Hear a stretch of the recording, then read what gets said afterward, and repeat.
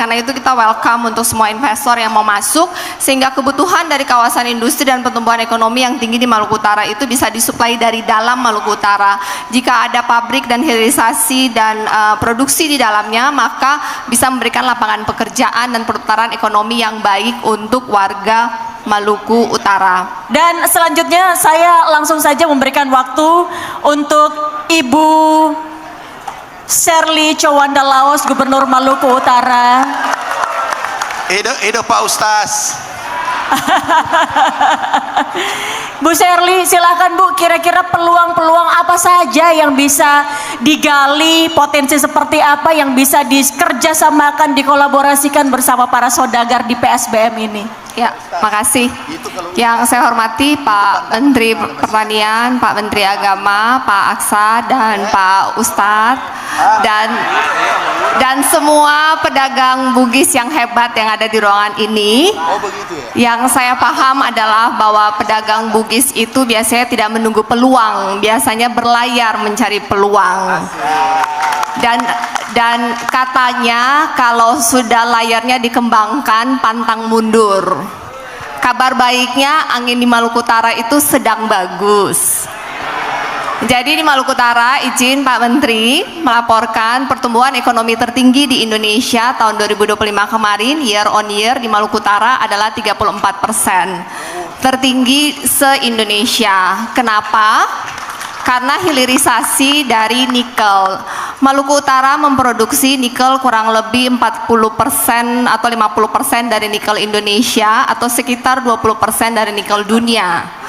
Dan pertumbuhannya itu tidak inklusif, tidak ada pemerataan. Kenapa? Karena SDM pertanian, peternakan, perikanan di Maluku Utara itu belum mampu swasembada, infrastrukturnya belum siap, dan saat ini semua masih diambil dari luar, dari Sulawesi Utara dan dari Sulawesi Selatan. 80% dari seluruh kebutuhan dari Maluku Utara itu masih diambil dari luar Maluku Utara. Oleh karena itu, saya hadir di sini sebagai Gubernur Maluku Utara mengundang para saudagar-saudagar Bugis yang ada di sini yang mungkin punya kompetensi di telur, di ayam, pelayaran, supply chain, logistik untuk bisa masuk melihat potensi yang ada di Maluku Utara. Sebagai contoh, dengan penduduk sekitar 1,4 juta, kita itu punya kebutuhan ayam sekitar 25.000 ton per tahun. Dengan harga sekitar 40.000 per kilo aja, itu potensinya hampir 1 triliun. Dan untuk diketahui, di Maluku Utara per hari ini harga ayam per kilo itu sekitar 50 sampai 55.000. Diakibatkan karena biaya logistik yang cukup tinggi, sehingga peluang untuk bikin peternakan ayam di Maluku Utara masih sangat tinggi. Begitupun dengan telur, dengan asumsi satu penduduk makan 1 butir telur saja, maka 1 tahun itu kebutuhannya sekitar 400.000 ton telur, dan dengan harga 2.000 aja potensinya 800 miliar. Untuk diketahui, di Maluku Utara itu rata-rata harga telur 2.500, sehingga potensinya pun masih luas. Begitupun dengan tuna, kita di perikanan, kita Maluku Utara, Maluku, Sulawesi Utara, kita punya potensi ikan yang sangat besar. Berdasarkan data dari KKP Perikanan, kita punya potensi sekitar 14 triliun yang sampai hari ini baru dimanfaatkan sekitar 20%, karena kurang armada tangkap, masih kurang investor, dan masih kurang cold storage dan processing lainnya. Begitupun masih banyak untuk cumi, untuk beras. Untuk kebutuhan beras itu kita sekitar 1 tahun 2,5 triliun. Dan terima kasih Pak Menteri sudah memberikan buka lahan baru 10.000 hektar. Harapannya kita mudah-mudahan bisa segera swasembada, bisa ada produksi semua kebutuhan bahan makan tadi di Maluku Utara. Oleh karena itu kita welcome untuk semua investor yang mau masuk, sehingga kebutuhan dari kawasan industri dan pertumbuhan ekonomi yang tinggi di Maluku Utara itu bisa disuplai dari dalam Maluku Utara.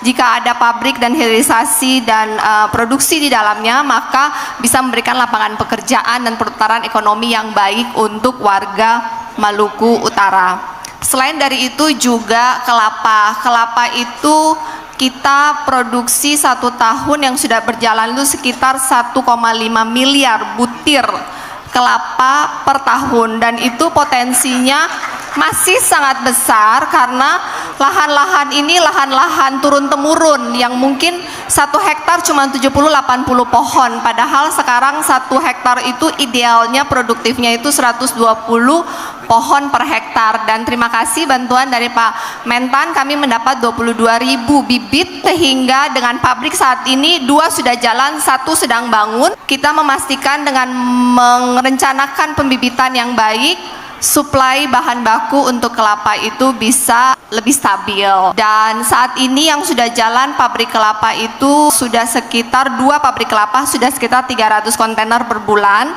Di pertengahan 2027 pabrik ketiga jika selesai akan 1.000 kontainer per bulan. Kita ekspor ke Cina produk coconut milk dan desiccated coconut. Jadi kalau biasanya kan bilang Maluku Utara kita pinggiran 3T, kami sekarang membranding kembali bahwa Maluku Utara itu adalah pintu gerbang ekonomi baru Indonesia Timur. Jadi buat para pedagang Bugis yang ada di sini yang mau mengambil peluang di Maluku Utara, jika kalian siap kami tunggu di Maluku Utara. Wis, luar biasa. Terima kasih Bu Sherly. Belum selesai. Ya ampun, masih banyak potensinya. Silakan Bu.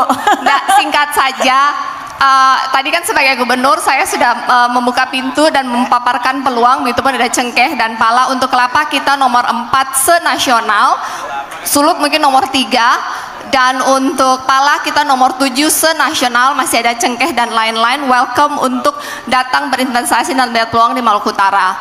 Dan sebagai pribadi gubernur, saya lahir dari seorang ayah yang lahir di Makassar. Papa saya lahir di Makassar, sekolah di Makassar, besar di Makassar. Dulu cerita kalau mau makan nyuknyang itu belinya cuma 1 mangkuk, 3 butir nyuknyang, kuahnya yang banyak, nasinya 2 piring. Karena katanya duitnya nggak ada. Jadi kalau setiap datang ke Makassar, papa saya tuh makan nyuknyang itu banyak sekali. Katanya balas dendam karena dulu tidak bisa makan. Papa saya belajar dari ada sekolah teknik punyanya Astra, bisa punya bengkel, kemudian belajar bikin kapal, dari punya kapal 1, kemudian punya puluhan kapal, kemudian belajar bikin cold storage, dan akhirnya bisa ekspor dan punya banyak cold storage dan bisa ekspor ke banyak negara. Saya terus terang lahir sudah nyaman, jadi saya tidak memulai dari nol, tapi saya melihat dan belajar dari papa saya bahwa pesannya selalu untuk sukses itu dalam hidup itu kita harus bermanfaat bagi orang lain, seperti tadi yang sudah dipaparkan oleh Pak Mentan dan Pak Ustadz, bahwa yang paling penting itu ketika sukses harus berbagi. Kemudian harus jaga nama baik, integritas, networking adalah segalanya. Bukti hari ini para gubernur dapat ekstra langsung 10.000 hektar itu berkat networking dan kolaborasi. Tetapi ketika kita sudah melakukan yang terbaik dan tetap, namanya juga judul hari ini kan pedagang tangguh. Tangguh itu artinya bukan tidak pernah jatuh, tapi ketika jatuh kita bangkit lagi, kita adaptif. Kita harus lincah seperti Pak Mentan, dan Pak Mentan kan adalah contoh dari nol menjadi hero. Jadi kita semua ada di sini ekosistem yang sangat sehat. Semua yang ada di sini ada di ekosistem yang sangat sehat. Begitu banyak orang hebat di ruangan ini yang akan bersama-sama kompak membantu, menarik bersama-sama untuk tumbuh dan maju bersama. Terima kasih sudah mengundang saya menjadi bagian dari keluarga besar KKSS. Terima kasih.